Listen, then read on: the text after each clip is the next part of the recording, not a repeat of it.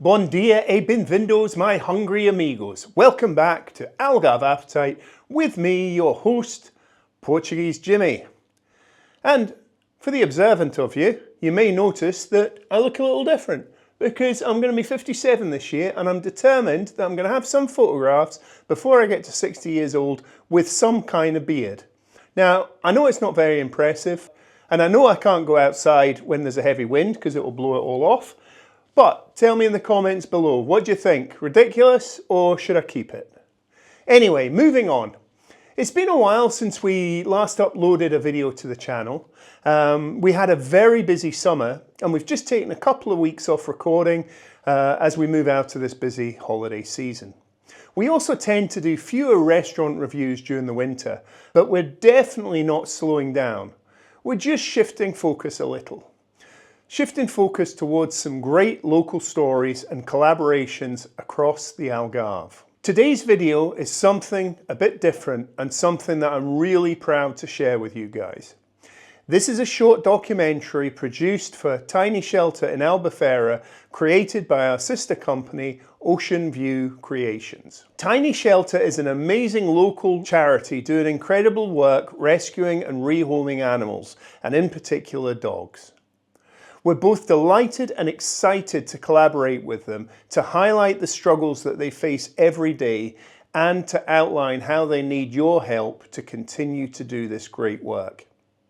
Also, if you run a small business here in the Algarve and you need or would like some professional promotional videos, drone footage or photography, please get in touch with Oceanview Creations. We'd be delighted to work with you. Without further ado, let's jump straight into the film. This is, Against All Odds, the Tiny Shelter story. When she arrived at the vet and he opened her up, she had 10 dead babies inside of her. They were all dead.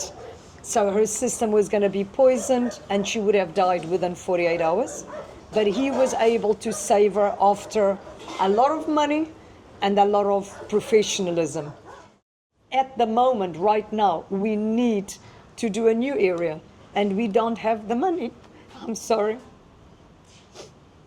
But I'm sure we will raise it very, very soon to buy some more posts and some more fencing because our supporters are just wonderful. Thank you to all of you who help Tiny Shelter and who help these lovely animals. Without you, we could never do it.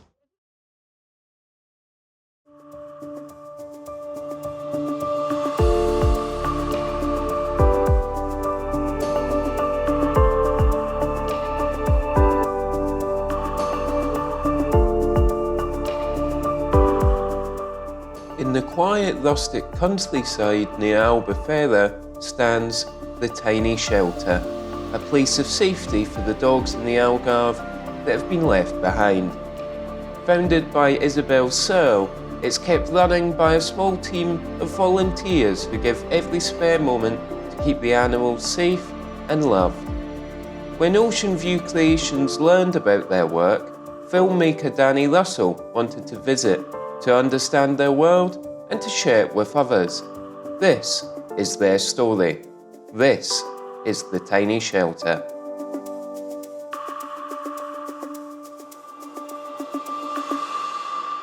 So here we are today with Isabel Searle and we're at Tiny Shelter, a shelter in Gia, Albufeira. So, what inspired you to start rescuing, start the shelter? Well, approximately 13 to 15 years ago, here in Albufeira, I saw a dog in a terrible state, a female cross pit bull. She was full of mange, which is a horrible, horrible disease. And this poor dog was almost dead. And I had to rescue her. So I took her home. And then I started looking for a shelter for anybody that could help me, and there was nothing. So then I took her home. And then from there, I started realizing that there are so many abandoned dogs all over the Algarve that I thought I've got to start doing something to help these poor animals. Yeah.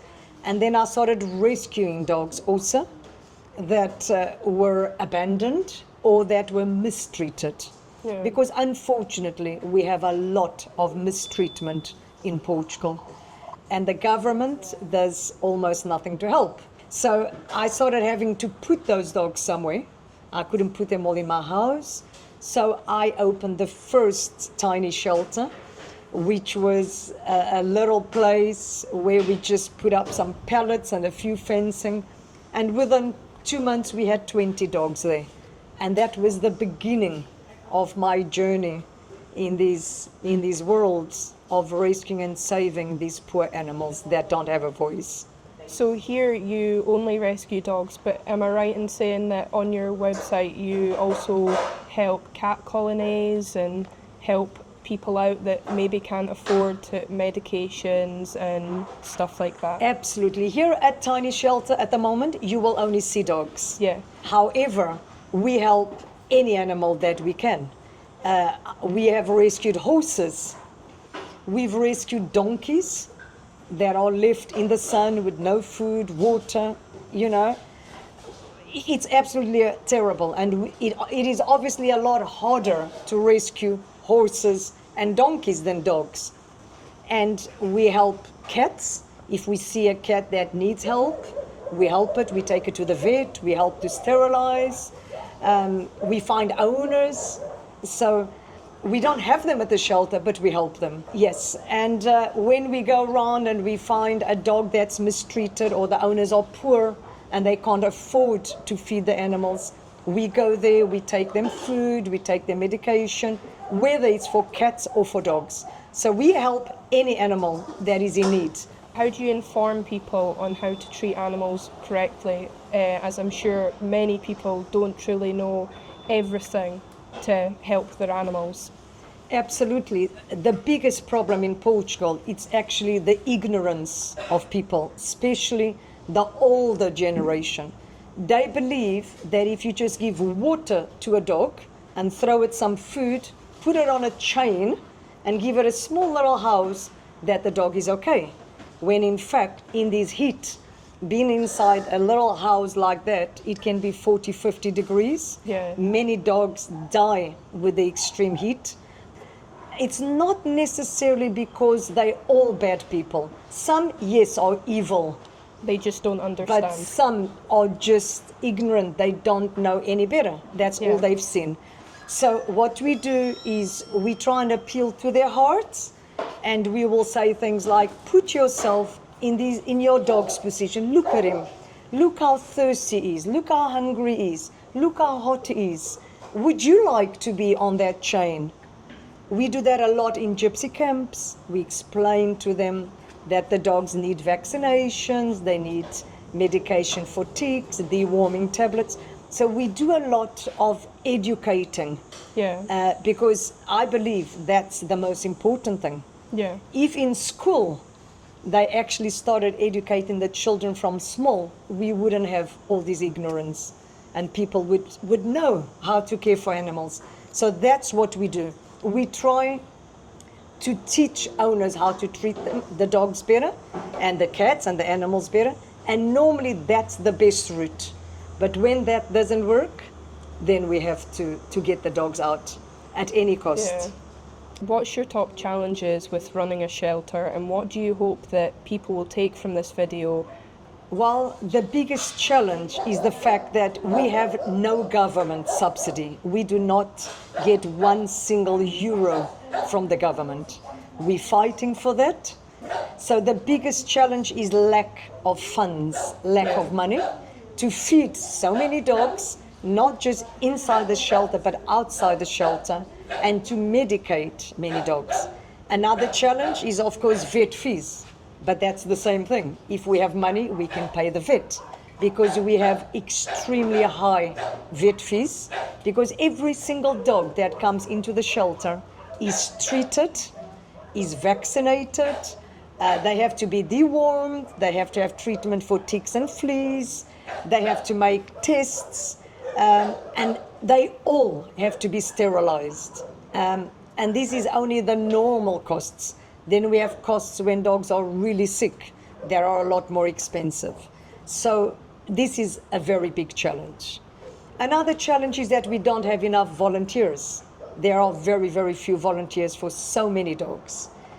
We need volunteers to help us inside the shelter, and we also need volunteers, but in this case they would have to speak Portuguese, who would be willing to help us outside the shelter, to go and help us when we are told there's a dog on a chain or there's a dog that's starving.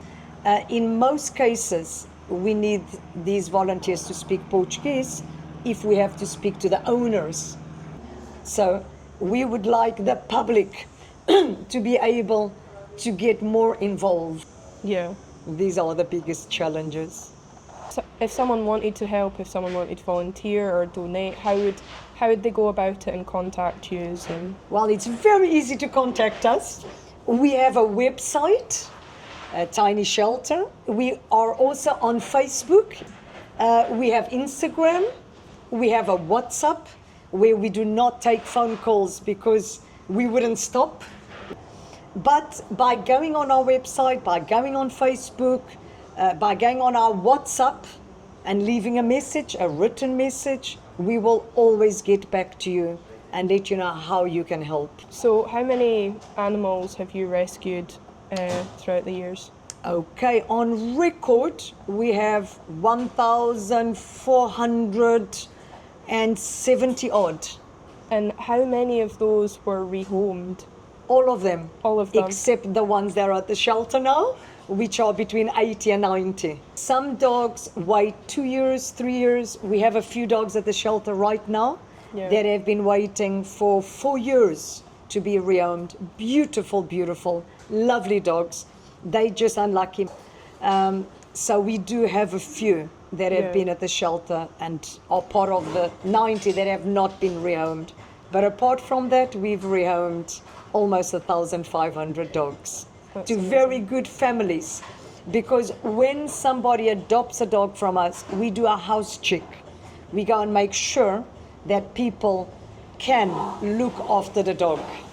We're not talking about money.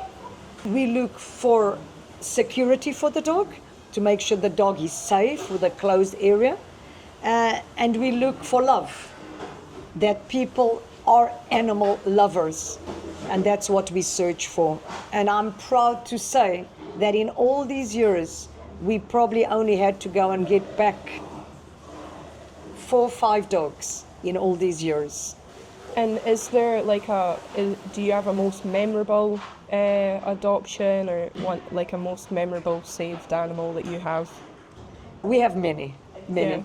I can tell you of one who's still at the shelter. Her name is Safira. Safira is a beautiful, beautiful dog. And she's been with us for about 4 years, maybe 5. And when I found Safira, she was abandoned behind a gypsy camp. And she was heavily pregnant. She couldn't walk because she had so many babies inside her. She was full of mange. And she had leish, which is a disease caused by the mosquito bite. She was a wreck, and I didn't think that she would survive. When she arrived at the vet and he opened her up, she had 10 dead babies inside of her. They were all dead. So her system was going to be poisoned and she would have died within 48 hours. But that's one of the many, many stories that we have of the before and after. It's unbelievable what love and care and medication can do for a dog. Okay, here we have Safira. Hello, my darling. Safira is the doggy that we rescued that was heavily pregnant, almost dead. And now she has kidney failure, but she thinks that she's a puppy. Hello, Safira. Come here, my baby. Come here. Look. How are you today, my baby? You want a little treat, you do. Oh, you're such a good girl. She's such a good girl. She thinks she's very healthy and that she's going to live forever.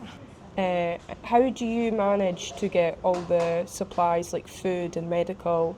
Is it all from donations or? Every single thing in this shelter is from donations. Yeah. I spend my life begging on Facebook for people to help. And so many kind supporters help us. And this is the only way that we run this shelter, with donations. Fortunately, we are lucky that so many people know the work we do. They know the sacrifices we make. They know how we struggle with everything, and they very kindly help us, fortunately. For example, one thing that we need is maintenance. At the moment, right now, we need to do a new area, and we don't have the money. I'm sorry. But I'm sure we will raise it very soon to buy some more posts and some more fencing, because our supporters are just wonderful. Thank you to all of you who help Tiny Shelter and who help these lovely animals. Without you, we could never do it. I need to say this. We have the most wonderful volunteers in this shelter. So I am so grateful to the wonderful team of volunteers that we have. We could never ever do it without them. Never. Linda! This is an angel. I was talking to you about volunteers. There are angels. She is an angel. She helps the doggies so much. We're so grateful. So grateful. All right. So now at the moment the doggies are they've all been eating. Some of them are sleeping because it's really hot. We have over there Rex and Mel. Their family was evicted. Their owners were evicted. And for that reason, they had nowhere to go, so we had to take them. Over here, we have Dipso. Lovely Dipso. We rescued him. He was in a terrible state, blood all over his ears. His owner would not take him to the vet. He shares the box with Dave. Dave is a dog that's very traumatized. He's been with us for around 3 to 4 years. Inside here, you will see in the background Dave, the dog that was very badly treated. Therefore, he's still traumatized. You will see him in the back there. He's extremely scared. Look at him. He's petrified of human beings. This is after almost 4 years of being with us. It's okay, Dave.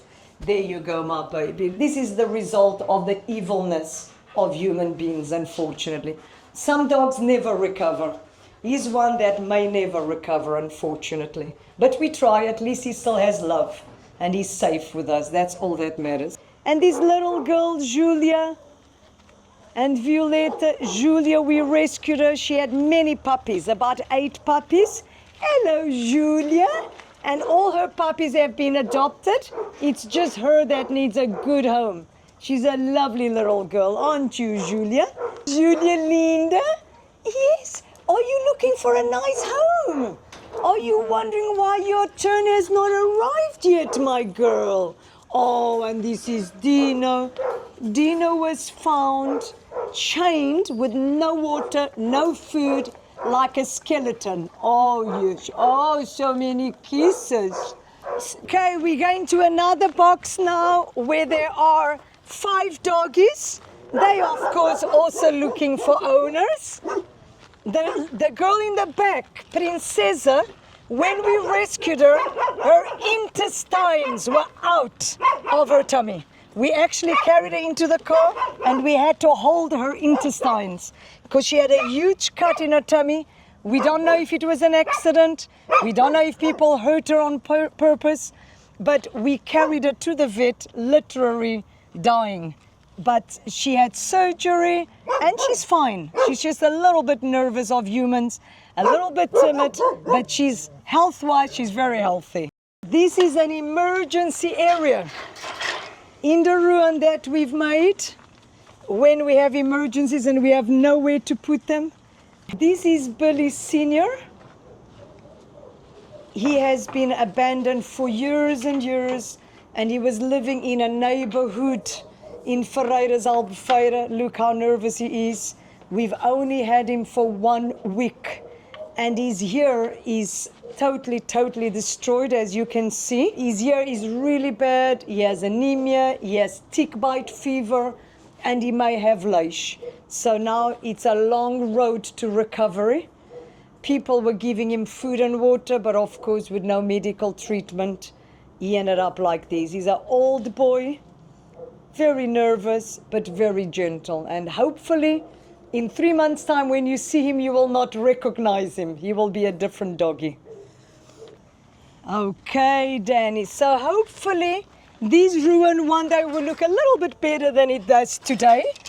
But what is important is that at least we've got an extra space for emergency dogs. When dogs come into tiny shelter, they always go into a quarantine area.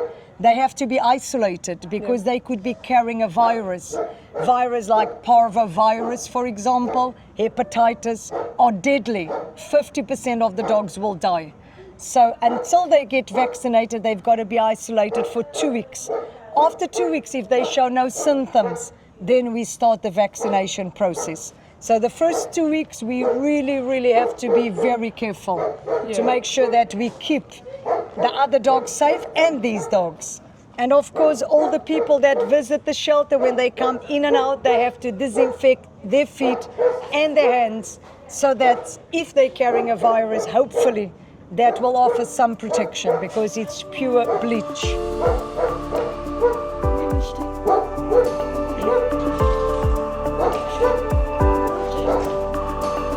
Okay, you've done so much.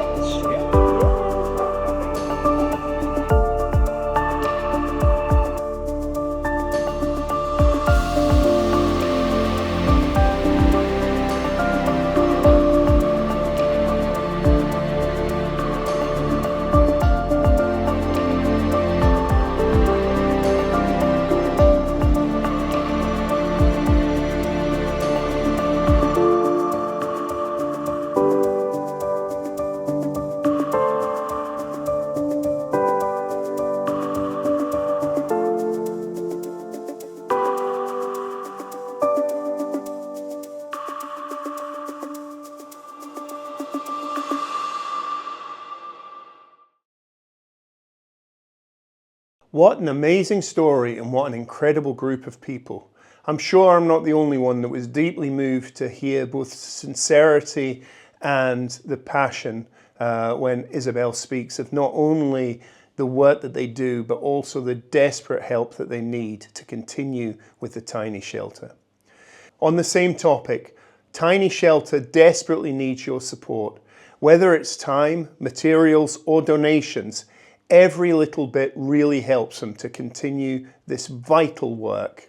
And of course, the most important aspect of this film is, can you give a forever home to a dog that desperately needs it?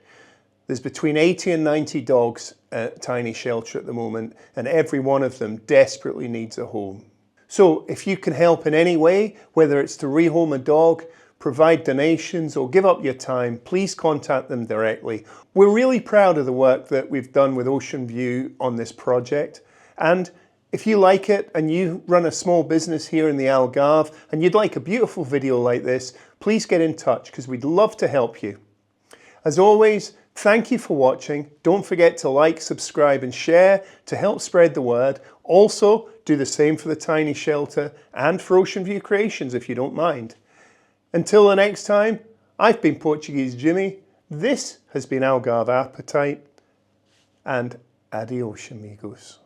Thank you so much for watching right to the end of the video. If you're interested in following us on our other social media, please check our link tree at Algarve Appetite and the link will be in the description below. Also on screen is a link to a video which we think you'll really enjoy. And finally, click on the Algarve Appetite logo on screen to subscribe to our channel, and thank you for watching.